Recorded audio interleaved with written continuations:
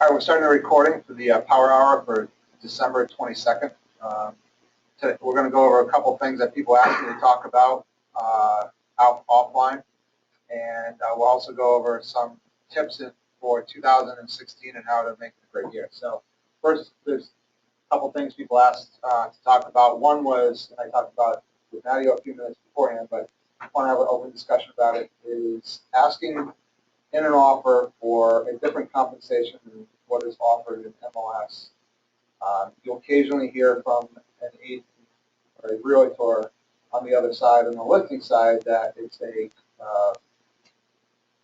code of ethics violation to ask for a different compensation than what's offered in MLS. So, Natalie, you want to give us your take on that? I will. This is always a heated discussion in most arenas, but basically, the Code of Ethics says that the offer to purchase shall not be used to renegotiate or change the offer of compensation through MLS.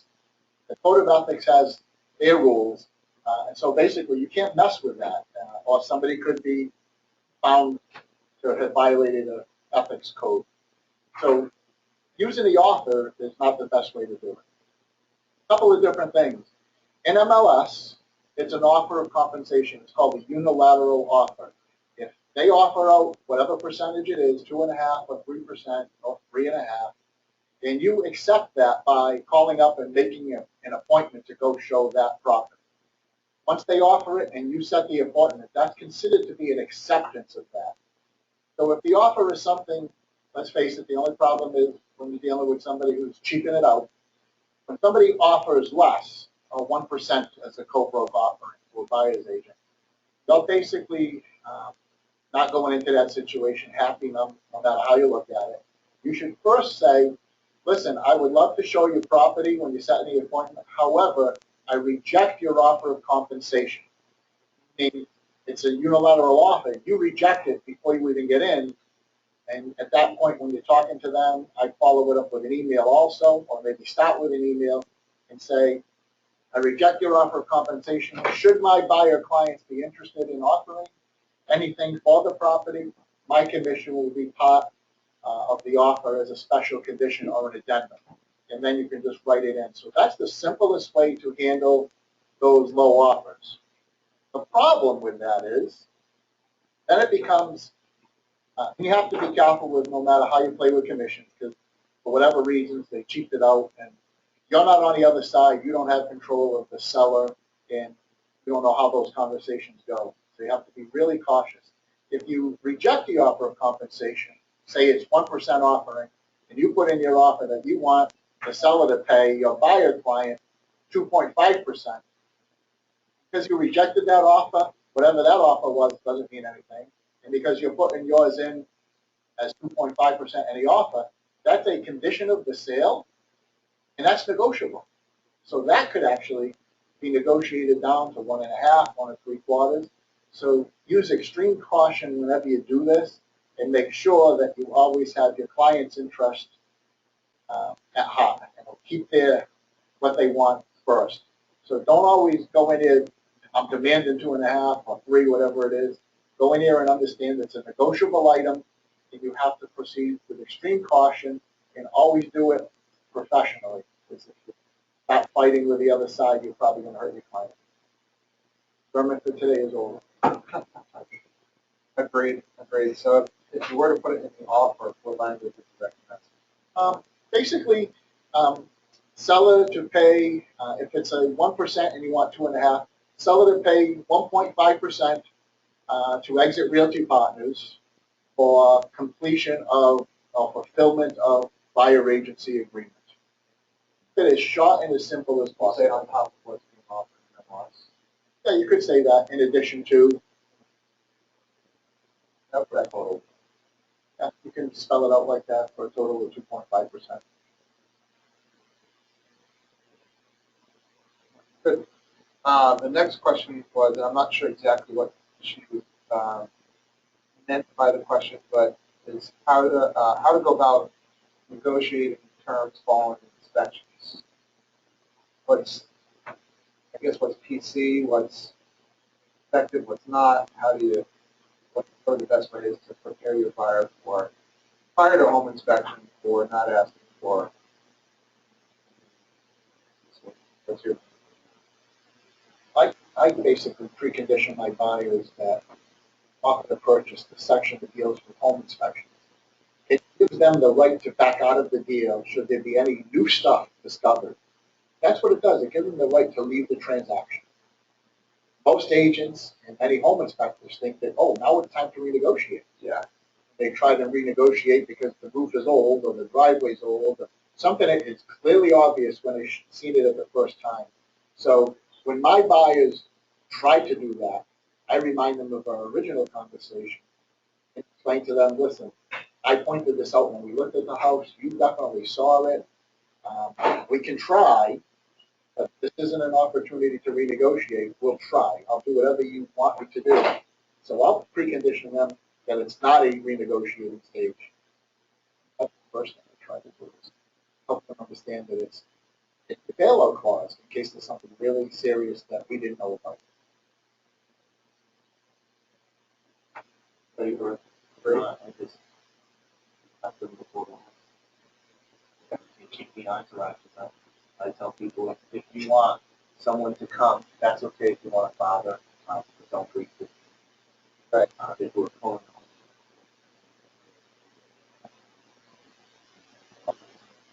night. So control the home inspection. It's I mean, the reality is that I feel like a lot of times the home inspections bring up a lot of maintenance issues that they went to any of our houses and said, hey, the home inspection right now, they'd be like, Mark, you should be doing this, you should be doing that, you should be doing that. You're just going to be like, yeah, I'm not maintaining my house very well. But, so, I mean, I know mostly anything that you should be bringing up should be like something you couldn't foresee. Correct. Well, yes, no. safety. Safety issues, stuff Health and safety. you couldn't see, and it may be a strategy when you're making the offer that you're planning on negotiating. That's another thing. I don't like to do that unless it's when people are doing multiple offer situations. They think, okay, if I bid high, I'm going to get them back down later on when the home inspection happens. So I try not to do that too often. But if it's a multiple offer situation, I'll say, listen, try this, but the risk is offer 5,000 more than asking price. Maybe you'll get it.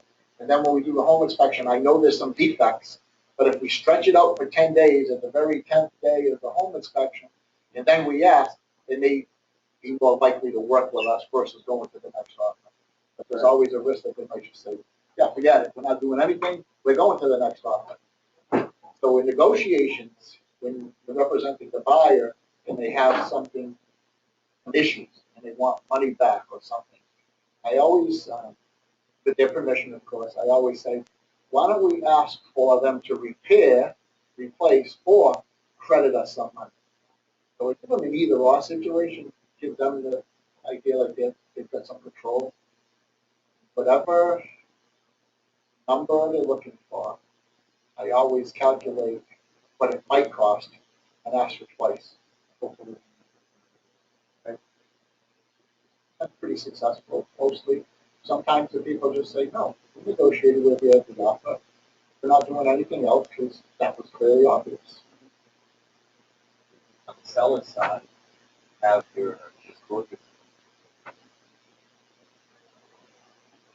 Once they initial off on that, I'm not. For you, like that execution of the offer. I try to have it, or at least before the home inspection, a couple of days prior. So that they can have something about it. I do feel like it's still there's a ton of deals at ballpark inspections. A lot of It depends on who the inspector is and the way they present things. So we think that's a matter of buyer agents not fully preparing the buyers for home inspections. I think it's a lot of that, and I think there's a lot of buyers go for the cheapest home inspector. Look at this thing, buying a $200,000 house and you're saving yourself $150 on a home inspection. That's crazy. So I like that idea about 2 days before. I used to always bring the the sellers back in the day, I'd bring the seller's description of property and say, hey, listen, before the home inspector starts, why don't you review this with the clients?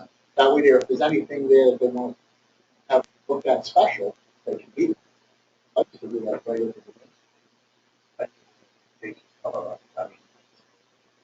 you check initial box, they're basically acknowledging that they're. I mean, it's a good move if the sellers, anytime you do a false part inspection, no matter what, if it expires, if you guys up with a minor inspection, if they, sometimes you need nothing. That's definitely a lot if it's expired, expire. And just knowing what they're doing, knowing about houses, knowing that you walk into a $120,000 house, the furnace looks old, that, hey, this furnace is kind of old. If you want to make an offer on this property, they're not going to give you a new furnace. You're just going to have to know that in 2 years you may replace this furnace. Some of it, I think, is just common sense, maybe lack of knowledge about homes. One of the things I thought about doing in the year, I found some property tours with learn about houses. Part of the job is knowing what the house is. Look older. I mean, any of us who've been around long enough to tell if roof is looking older or roof is not looking older. The furnace is looking like it's on its last legs, or hey, you didn't, just walking through noticing you can, a trained eye, you can notice pipe cracks. Yeah, there's freeze cracks in all the baseboards. You're not going to buy this house on that FHA loan. Well, they're not inspected. Right. Again, artificially softening the home inspector to make that information. Talk about that. Yeah, Jay Ryan, Postmasters. Postmasters have basically have a presentation at the beginning. It says, listen, every home, we've done thousands of inspections with him. And there's different categories and different ages of home. There are certain things that are typical of a home this age, basically preconditions and right away that depending on the age of the home, there are going to be things that are typical, not maintained properly or not maintained like a brand new home that you're going to see. So he's really good about setting expectations at the beginning of the inspection. Some home inspectors say, oh yeah, and after the home inspection, you've got 2 days to negotiate. I almost want to friggin' jump over and choke them. I hear that. I mean, even on the other end, that's about preparing your seller for post-inspection too. If I'm a traditional seller or a family seller, just negotiate so you feel comfortable at a price that if they come back after inspections, wanting a couple of years of work, you're still going to be happy with the sale. But plan for the worst ahead of it, I tell the buyer, inspection.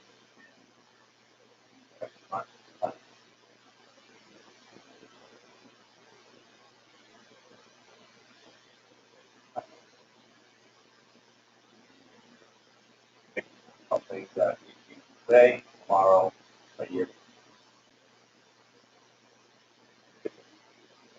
5 years left on it. Please do. Right. I,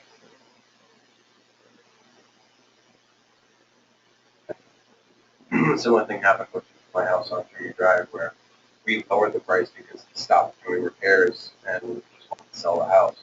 And they put the offer in at full price, and then after they did the inspection, they're like, oh, well, there's this other stuff that they didn't realize they were going to have to fix, and we want 10 grand back in closing. I kind of flipped out, and we were like, hell no, like, there's no way. And then, as it turns out, after the fact, my seller ended up having some medical issues that he just wanted to sell the house. He got the washes together, but he couldn't physically wait anymore. Sell the house, he needed the money for other stuff, so he just let go. Where we had another offer that was 5, 6 grand more than that we could have accepted before, and didn't because he wanted to wait. It's one of those things where I kind of wanted to call her out on it and be like, no, listen, you definitely knew that there was stuff wrong with this house. And you could tell walking in that there was stuff that needed to be repaired, needed to be updated, like carpets that definitely were obviously free. Like, there's a little bit of BS, but yeah, due to unforeseen circumstances, that we didn't know until, well, I didn't know until after the close. Right. Like, fine, do it. Protected $4,000 more than this yesterday, or last week. Like, why are you doing this now?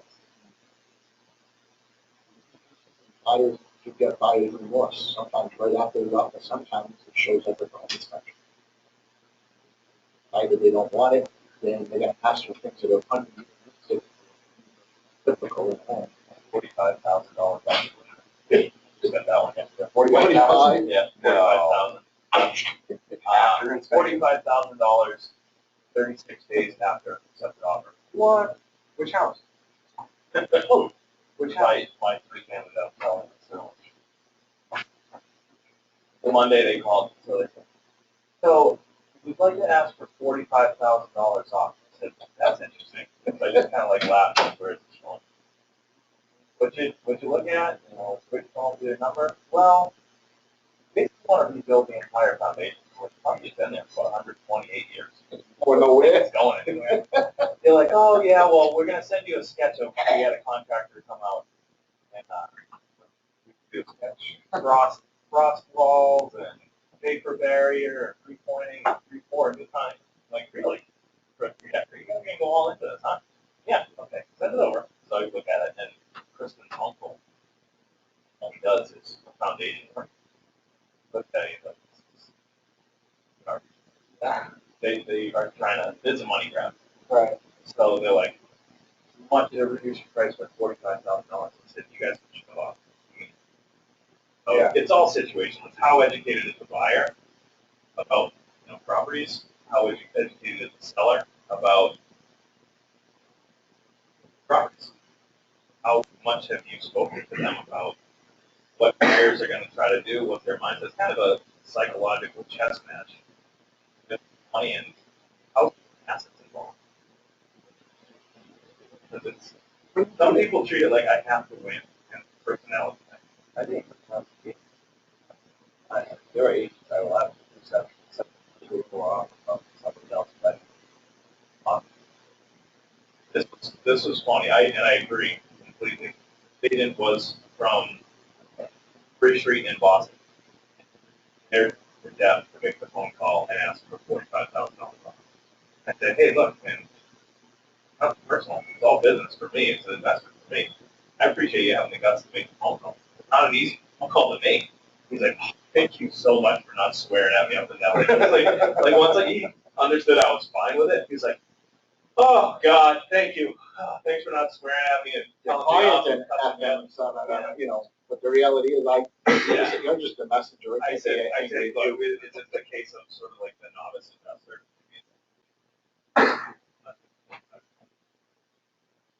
How are you dealing with it?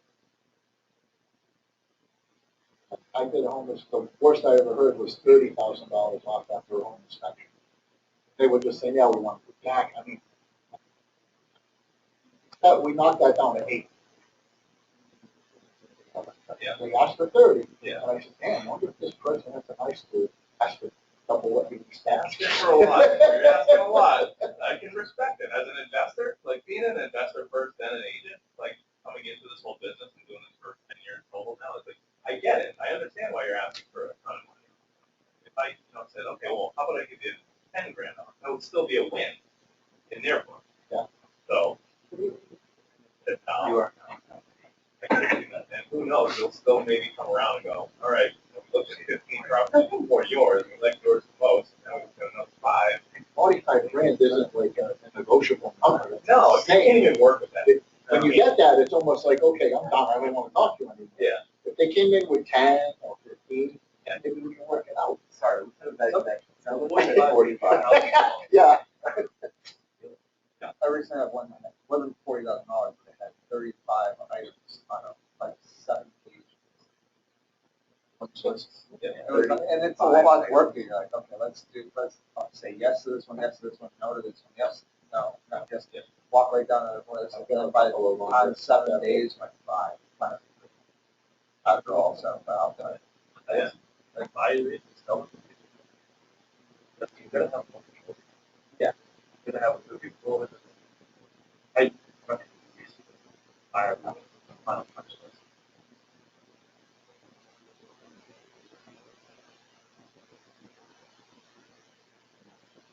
Well, that colorful one wall kind of, it would be over the other. Is that a, if, that's not you. Right. At the same time, they wanted the cat door going. Because there was a cat door? Yeah, Right, that's what I respond, we saw that when we were at the house. If they can physically see it, then. Right, so something like that, that's the sort of thing you put in at, not at the section. You put it in their head, Reflect the price. you put it in their head at the buyer's consultation. Have you ever bought a house? Sold a house? No.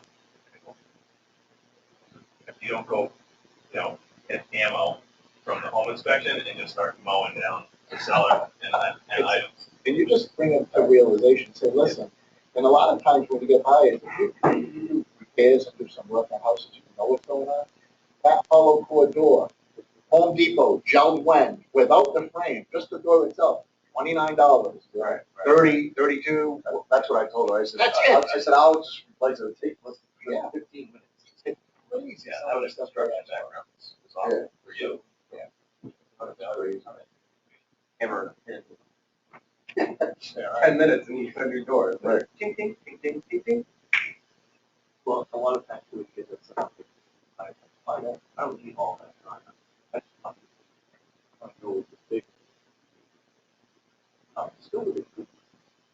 I might get all, but then you go through. Right, it just gets people backed up against the wall. Oh, yeah. So. But that's a, I mean, I have a couple of first-time buyers that are gonna all shuffle out in the spring and in the summertime, so that's actually a good conversation to have with them before we go shopping. that's a negotiating strategy. I think it's we can shake. Throw a whole bunch of shit on there and hopefully you get the things you want. Yeah, seriously. Who would do that? Right. All right, let's, anything else on that? Is there anything else before we get into the top 5 things, with 2016? Anything else you guys want to open, talk about? One of my big ahas always, especially at the end of the year, going into a new year, is house. So anybody you've spoken with, anybody you've sold a house to, house before, that for sale by owner, go back to people who years ago, say, hey, look, well, out there again, I'm a real estate expert, can I help you or anybody you know? So how do you kind of retrace your steps? Like anybody who's prospecting, let's say, hey, I'm here to help. You do New Year's cards or anything? Yeah, end of the year cards, I used holiday. to I should do it this year, I did it last year, but just buy 50 or 100 and say I'm not really second. Buy them, you'll figure out the second. Just bought by chicken first. Especially with prospects you can think about talking to about selling or buying in 2016. Look like 2016, especially up to your future. I'll put a card in there. Remember the agent we talked to on the way up to Leominster? If you wanna talk, come over to Keller. Followed up with him the other day, Sean. Oh, yes. Followed up with him yesterday, the day before. It's like, yeah, I'm gonna talk to you next year. He's like, Keller is just too much for me as like a part-time agent. And I was like, oh, cool, I'll enjoy your trip to Germany and have a great Christmas and New Year, and I'll talk to you next year. Awesome. So he's already in the Just conversation. things like that. Even people that say, no, not interested. Talk to them again. Hey, situation's still the same. I think they explore your options. I do that all the That time. happened with the open house that I did for you in Webster, there, anyway, it was from the first one, it was this kid that came through with his mom and dad, and was supposed to look for houses. So I set him up on MLS, I talked to him about it, and he asked me, a realtor. Realtor. Sorry. So anyway, I had just sent them an email, just ran on them a few days ago, you know, hey, put it up on there. And month, maybe, I'm gonna actually start looking in March. This is gonna be really, all those people should be.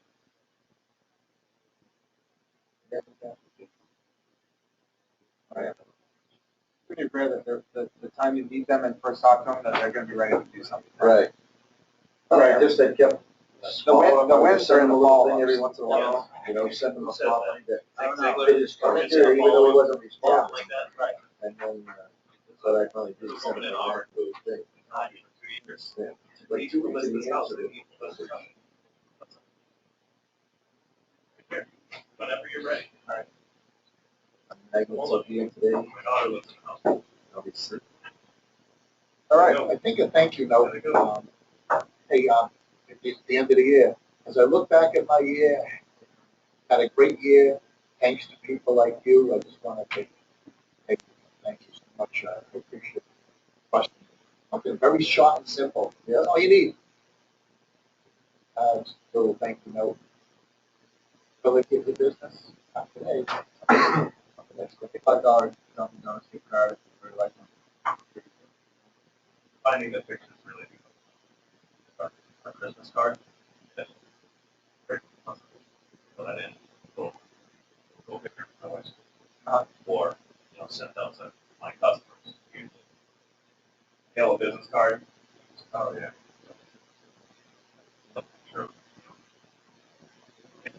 And it's like instant emotion, like, oh, he's also not, he's not just a realtor, he's a good guy and a husband and a brother and a son and a father, uncle and all that stuff. So it's like instant connection. That's good for All right, cool. I wrote down a few top 5 things I think, you need for success in 2016. So I'm going to go down through the list and then and we can chat about it as we go. So number 1 is know your tools and use them. You've got great tools at Exit.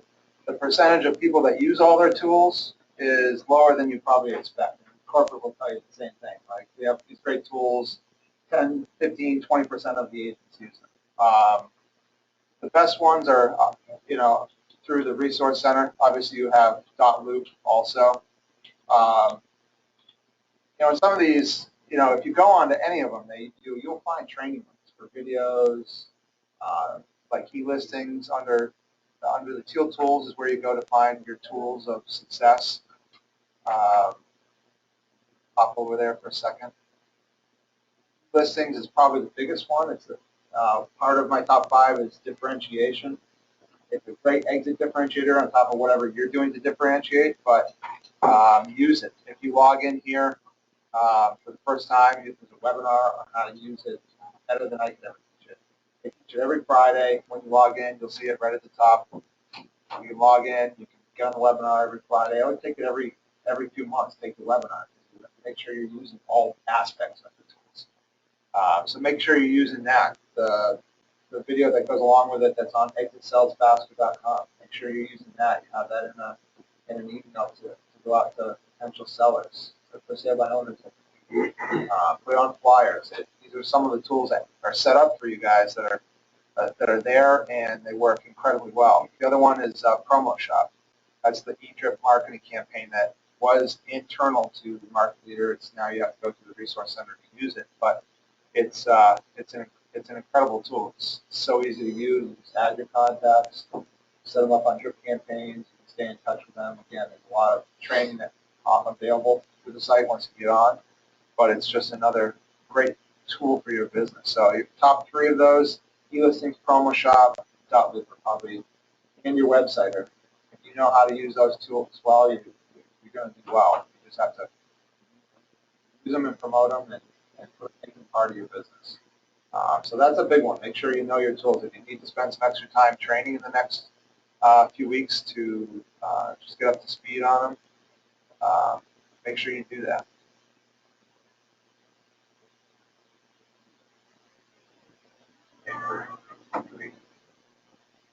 I know that's one thing that I don't utilize everything on it. Our next Saturday session will put in 4 hours on the tools. Number two, build your online and face-to-face networks. I used to, and I haven't done it in a while, just make it a goal. And maybe you have a goal sheet. It's a simple goal sheet. This is what I want to do on a weekly basis. One was make at least 10 new Facebook connections. I just go through the friend finder, try to find people I used to go to school with, people that are in business, just try to connect with at least 10 more people every week so that in 50 weeks you have 500 new connections. It's pretty powerful to do that. And I mentioned face-to-face as well, because you can't just be online in your closet working all day long. You know, you also have to get out in the communities that you want to focus on and find networking groups. If you're focused on working builders, find builders groups. If you're working with investors, find investor groups. Get out there and meet people face-to-face.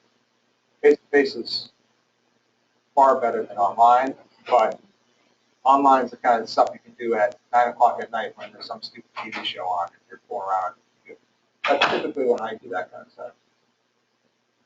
Yeah, a couple of years ago, at the end of the year, again, I started going back over the year's sales and see who I like to deal with, whether it's co-growth, the attorneys involved, mortgage brokers, things like that. And I'd reach out to those people and I'd say, hey, look, you know, I'm looking to grow my business. I was wondering if one of you would be for coffee or lunch and kind of go over a strategic plan at least for the first quarter of the upcoming year. We'll do it one-on-one and we'll be accountability buddies. We'll try to, you know, just kind of generate some more business together. And a lot of people were really receptive to that. Said, yeah, I want to grow my business too. I'm going to get more business from you. So I said, all right, well, let's just do something simple. Let's just go grab a sandwich and talk about, you know, who your contacts are. You kind of plug into their contacts and they plug into yours, especially if you had a good experience with, like some of the mortgage brokers out there. They're really, really good. They're still in it. They're good. Attorneys really, really good. You don't have really great transactions with them. You don't necessarily want to align yourself with those people, but the people you do like, appreciate, thought did a good job for your customers, your, you know, don't get a coffee. Say, let's do our coffee. Let's get lunch. Talk about the first 3 months of the new year. Really, you know, not money. Co-branding or co-marketing or just, you know, refer customers back and forth again. I like the job you did. I hope you value of me and work together again. That was helpful. It's kind of inspiring. It makes them get some goals on paper. You hold them accountable. Right? And you give them your goals too. They hold you accountable. I'm like, you're going to do 2 deals a month in 2015. Did that work out? Right. Some months yes, some months more. But it's the more accountability you have, and it goes back to the, you know, who you're hanging out with or your own mindset. It keeps you looking for new business and looking for those, you know, allies to work with you, so deals go smoother. Money, see how we back into that? Right. So that's my list. It's called strategic partners. That is a good point. Strategic partners. Most of us probably don't think about that, but find some people that have, especially communities that you want to work in, you want to focus in, find somebody active with.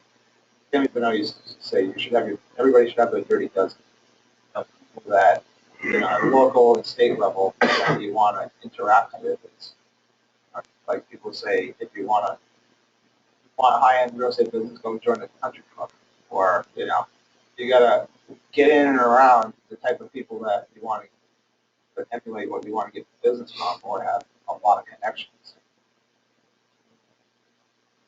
Fine.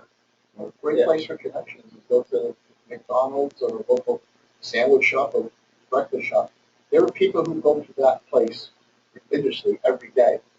They are the hot. They know what's going on in that town. So if you go there, don't go sit next to them. I mean, don't go sit with them.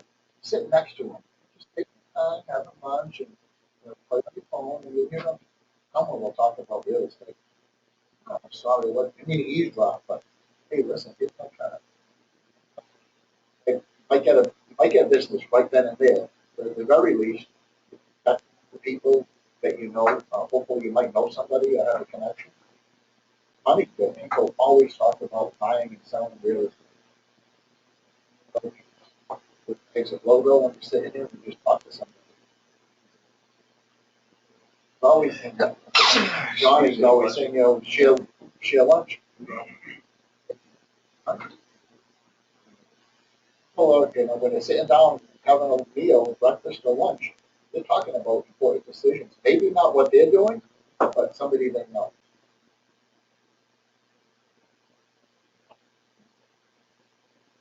Sometimes you'll ask that person, and sort of, especially this is for my day, call somebody and ask, "You got some business for me?" And it sort of, they're like, no. They're just trained to, no, I can't think of anybody right now, Mike. Kind of put me on the spot. I appreciate it when you come across. Yeah, Floyd Whitman would say that. We can always ask, who do you know? Those 3 times. Have you thought about buying now or in the near future? No. Okay. Well, what about any family members that you've talked to, or you know, at Christmas time, maybe you're gonna hear? No. Well, listen. Listen. You know, when you go back to work after the weekend, could you keep your ears and eyes open just in case? Yes, I will. So 3 times, ask 3 different ways for the exact same thing. If you close 3 times, it says they will remember to keep you in mind. I see a lot of you getting glowing reviews on Zillow and stuff like that. All those people out stay. It was a pleasure working with you. Your testimonial was awesome. I really appreciate it. So now, who you know that I can help? I want to help your family and friends. Who you know? Great follow-up after you close a good transaction. So. That begins to take the place of all the prospecting and lead generation that you do manually. All the buying of business. So instead of buying a piece of business for $500, you're getting a referral for. Oh, yeah, Mark was showing me that his, if we were going down his list of people, 45 deals, 6 of them organic, the rest of them were all referrals. Wow.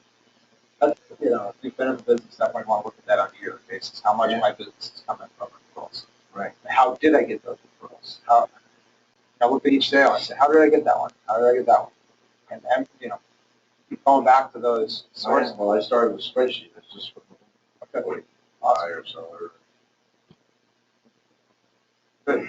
So keep building your face-to-face networks and build them stronger, not just building them, but nurturing them, making them stronger. Number 3, prospect for listings outside of your network. You know, personally, if you've got goals and you've set your goals for the year, don't just, you know, say, okay, well, 70% of my business can't control, so I only need to chase. You can always turn down business when you have enough leads coming to you. So make sure your prospect listens, whether it's lack of experience or lack of confidence, they fall towards the, I'm going to work buyers, I'm going to work leads off of buyers, I'm going to work open houses, and that's going to be my business for a while. And it's, if 2 or 3 years on the road, you're like, crap, I should have made listing business. Listing business is the key. That gets your name on the signs, it gets you market share, it gets you books. So listings, make sure you're prospecting for listings. That would be, not when I say outside of your network, you know, we're all working our networks properly. We will get listings from time to time from our network. Not those. Don't count those. Say, this year I want to take whatever it is, 12 listings, 15 listings, decide on your goal and go about it, going after expireds, the sale by owners, going through MLS public records and finding owners that are potentially looking up in the future. Bought a small house 5 years ago, and maybe it's time for them to move up, or owners that have owned a house that are more than 2,000 square feet and they've owned them for more than 20 years. You know, find some ways in the areas you want to work. Go after listings or go after builders that are building properties, but make it a goal of how many you're going to go find and get outside of your network, and that will force you to get out of your comfort zone. Because if you're not focused on that, and you get 2 leads from your referrals, like, oh yeah, I got 2 potential listings, I don't have to prospect this week. It's fall towards let's not get on the phone, let's not send out the mailers. Focus on those ones that you don't have any kind of any kind of rapport with. They don't know you, you don't know them yet. Those are the ones you want to focus on. And if you get too busy, don't turn it down. Refer it. Hey, I got a guy totally in the office. I'm tied up this week. Guy totally, I got. Also, we got people who can do the job and they want the job. Yeah. Sure, absolutely. You know, figure out and stay true to what you want of your business. If you want your business to be 200 to 300,000 houses, 175 to 275, and that's you set your goals on a number of transactions at that average level. If you get a lead for 125,000, don't be afraid to say, I've got someone perfect that works in that market. I can refer them to the office. There'll be 10 people standing up all day long. But again, if the listing is a quick sale, then you probably take it. But if you know they're going to torture you and it's over the price, and you're going to spend 5 months trying to reduce, then maybe. But sometimes the referral money is better than the average that one deal. On buyers, definitely. On listings, sometimes. All right. So number 4, sell your differentiators and perfect your online presence of the consummate professional that also has human likability. So differentiators. Again, we had a power on that. You know, Exit's got some differentiators, but what are your differentiators? What makes you different in the markets that you want to work? What's your tagline? What's your you know? So think about that going into the new year. What are you? Yeah. Are you? Yeah. Do you have? Right. Great. Right. You have a caricature online. You know, it's good. It's good. They'll say, yeah, right, you keep using it, everyone keeps responding. Right. Yeah, no, I like it. Yeah, I do. And I found out how to make them look like actual photos now too. So Can you like, make if 'em I'm dance, open too? house or whatever, he'll be like, don't be. Can you anonymize them? Yeah. Not yet, Yeah. not yet. But yeah, no, it's all good stuff. Bald guy, black jacket. That group that. Right. Oh, you can go do the fat guy little coke dance. Exactly. So think about your differentiators, what you're going to do to differentiate yourself. Crowd. And also think about your total overall online presence. Sometimes I'll try to go back on Facebook and my last month's post and say if I didn't know me, or didn't know me well, would I consider myself to be a professional, likable person, get to the place to do business with. For me, sometimes it's too much of the ownership. Like if I say, you know, I want to get sales with someone that my network or if I went to college with or anything else, I probably am missing a piece. I also sell real estate. I'm not just the owner, but I'm not really focused on that too much, so I'm not going to. But those are the kind of things you don't necessarily think about that the other party may think about.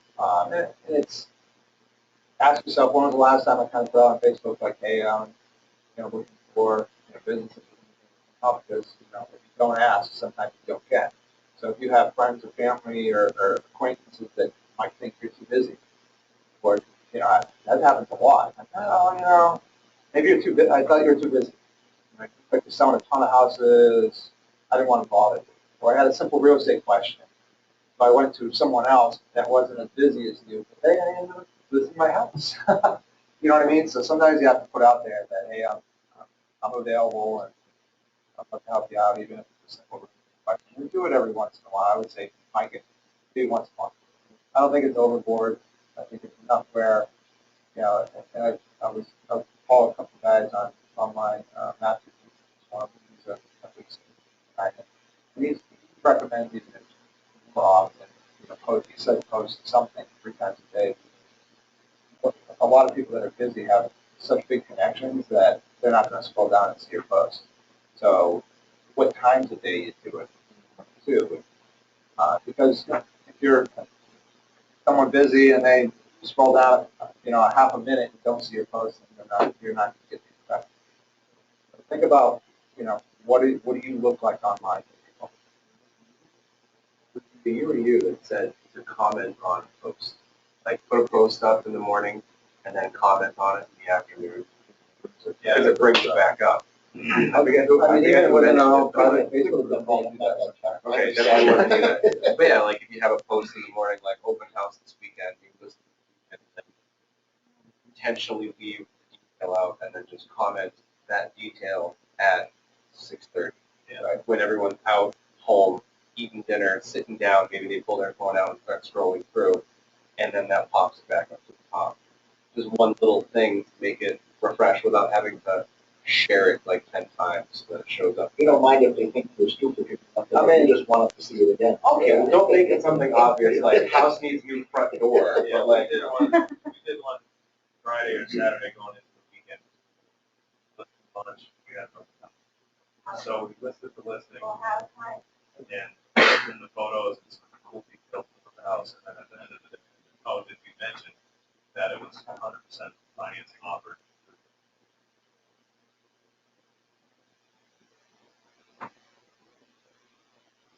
There's, a newer agent, Teresa's doing that very well, but I know Lewis is doing it also with zero down. Is that sometimes just a hook? So sometimes you just need something to hook people to say, tell me more about that. How do I buy a house and money down? Not every town qualifies, but now we have a conversation going. But also, I'm sure you guys all notice this, that unless someone's ready, willing, and able to buy or sell, sometimes a lot of times your personal posts are going to get more attention than anything that, I post crap all the time, but in the last month we're going to get the biggest post, my post on Saturday that I dress my girls, and yeah, it's my wife's Christmas shopping, and then there's like 110 likes and all these comments. And, Oh, yeah, absolutely. They want to know that you're human too. Sometimes it's the human connection that keeps you connected until the point in time where they need you for the sake. So, important to remember that. All right, and number 5. Number 5 was work your butt off every day in all aspects of your life, physically, mentally, etc. But also make sure you're taking time for yourself and your family. It all goes together, right? The more time I spend working out, the more energy I have at work, the more mentally prepared I am. So it all works together. Make sure you have balance in your life and go after it every day.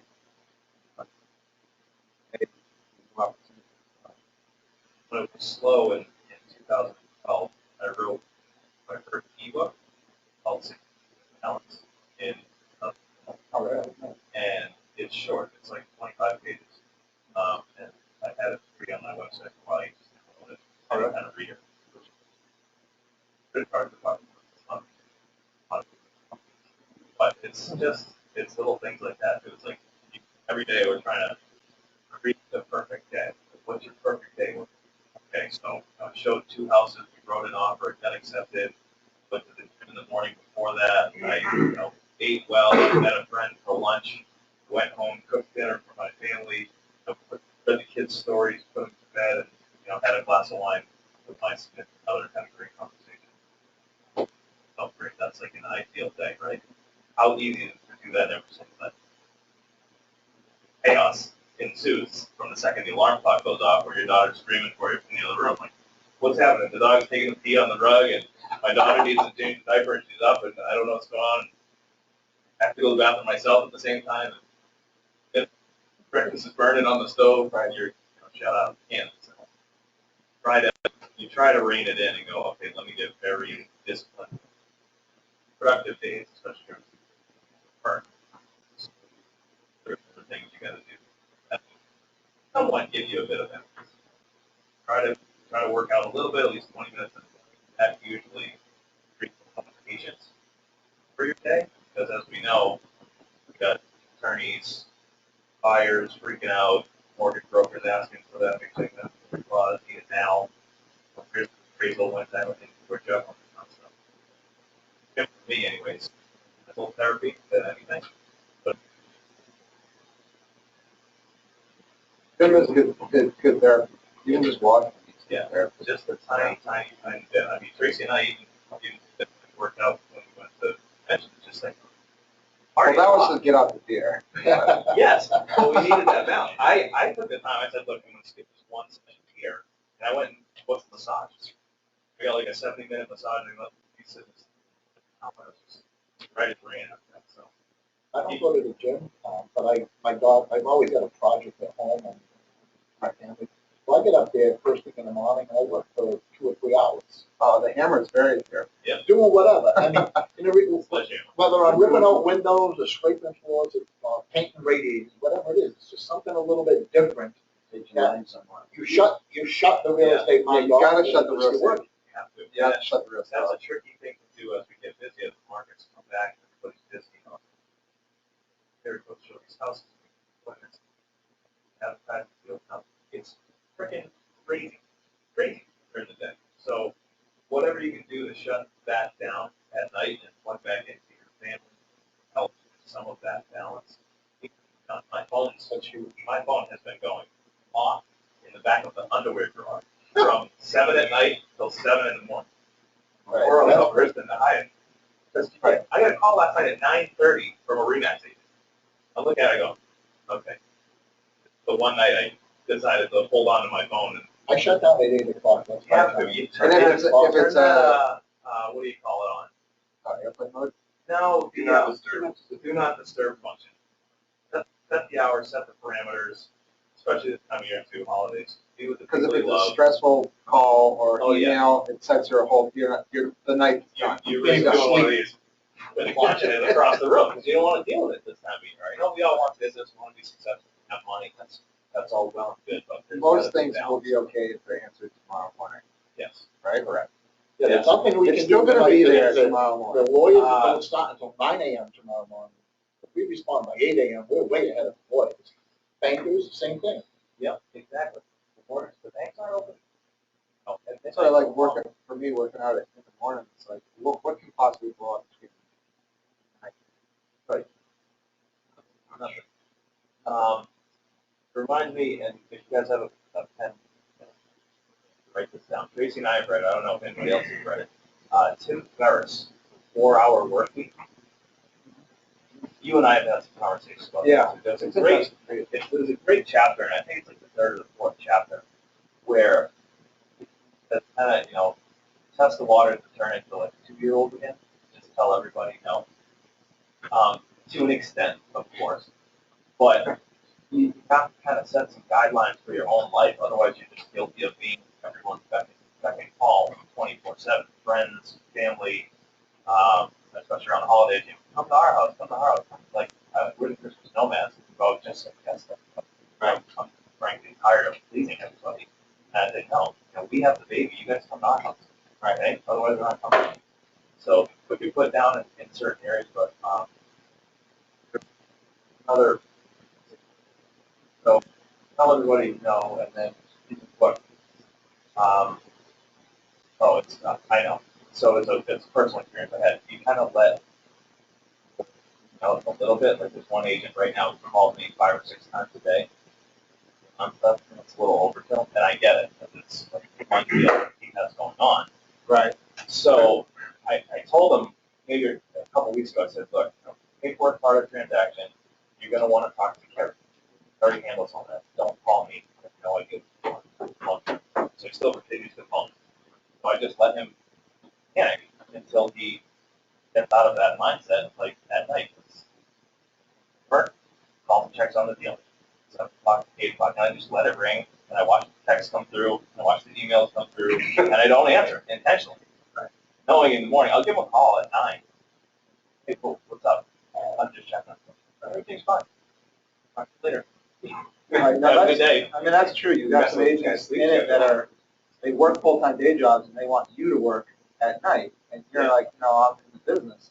Like, you have to take control. It's not being a jerk. It's just you taking control of your Normal life. business hours for yourself. I mean, we are like doctors where people call and ask us stuff all the time.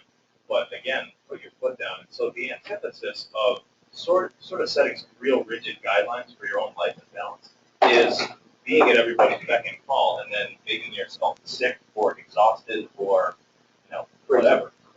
Crazy, exactly. And that spills over to you, which is just ugly, right? If your wife, kids, husband, whatever, like you have going on, but That's where I see it. I see it. There's two in the mode. Right. And, you know, when I pace around the house at 9:30, still trying to negotiate. Yeah, go to bed. See you later. That's not any way to look at it. No. And it's not when good you're when- newer, you will be abused more, and you'll let yourself be abused more. It's just the reality of starting off a new career. You're gonna be abused, and people are gonna take advantage of you, not care. You're gonna wanna please your clients, you're gonna work your ass off all the time. When you want to go see the house, I'll show you anytime, day or night. Just let me know when you want. They take that very literally. The biggest Very thing, literally.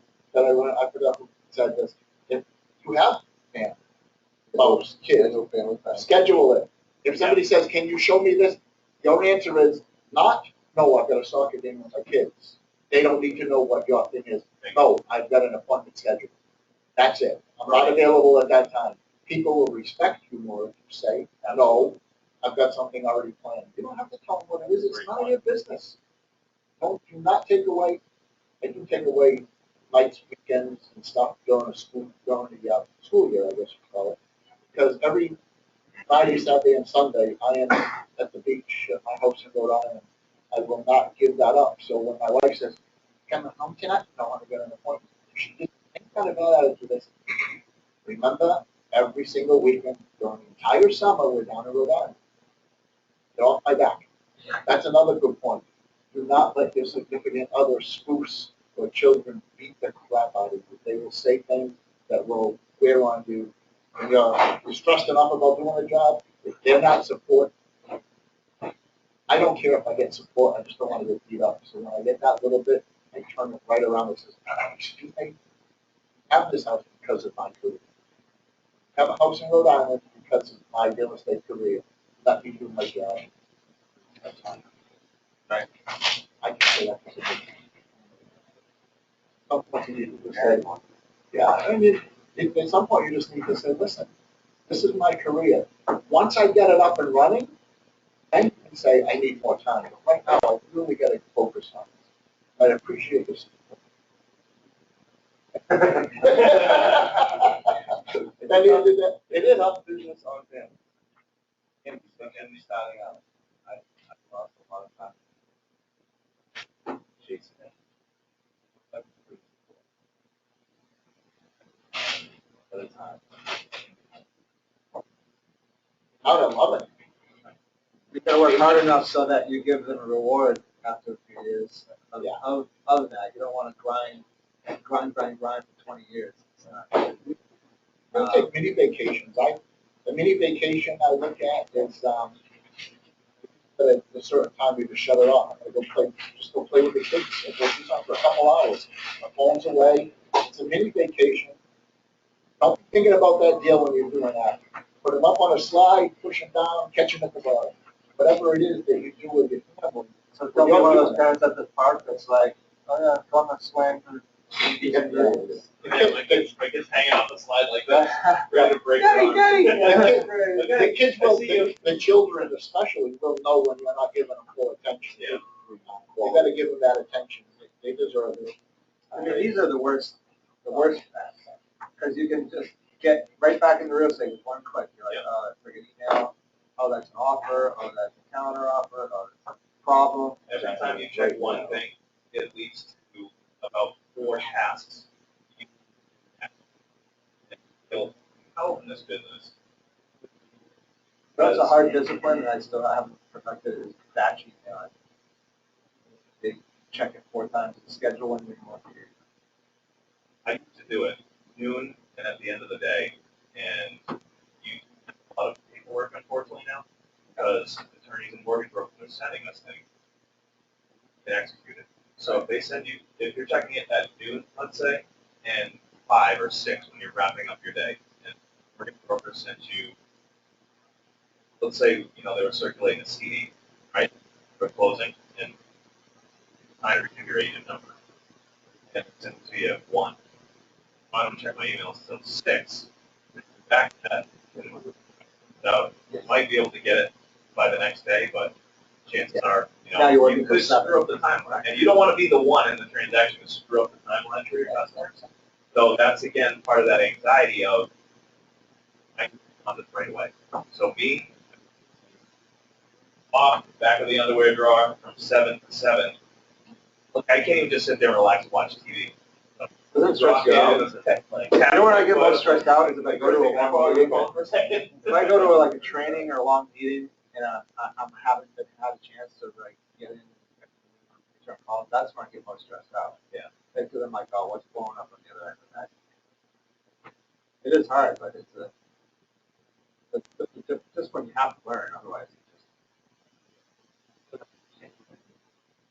Oh, thank you.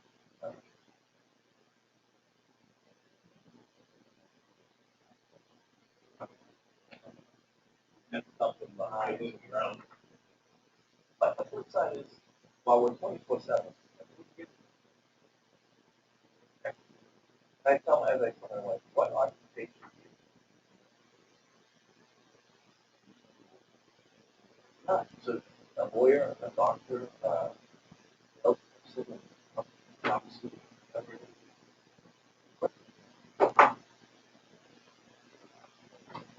Right. Definitely, it's not a work, it becomes successful out there. So there's probably Just a little bit I've been doing myself. Yeah. Right. Probably certain times you just have to figure out that when it's family time, you're shutting it off. It's playtime, you're shutting it off. You got the gym and you're looking. Get the phone set up. Like I started shutting it off and turning around because I'd be on the treadmill and watching text. Oh, yeah. Like, I can see the light off the back of the crib.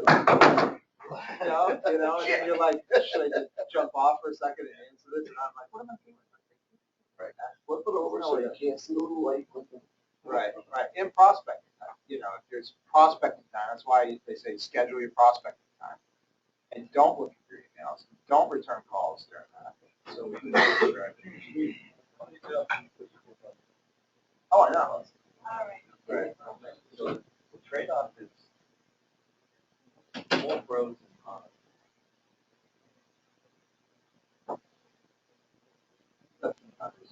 And no matter how long you keep doing it, no matter how many deals you have going, you adjust the rules.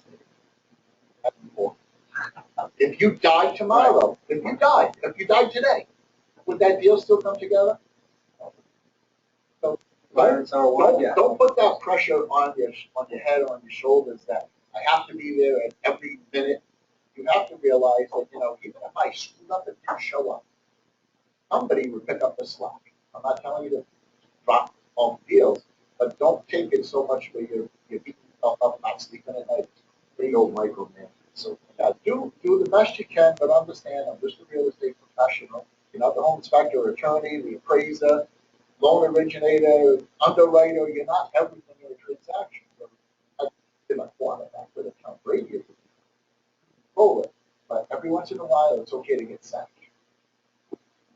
When I take the nice enough picture, An analogy we can all relate. Yeah. Especially if you're in Europe, sack can go all the time. Huh? You're never going to please everybody. You're pretty. All right. Anything else? Good meeting, guys.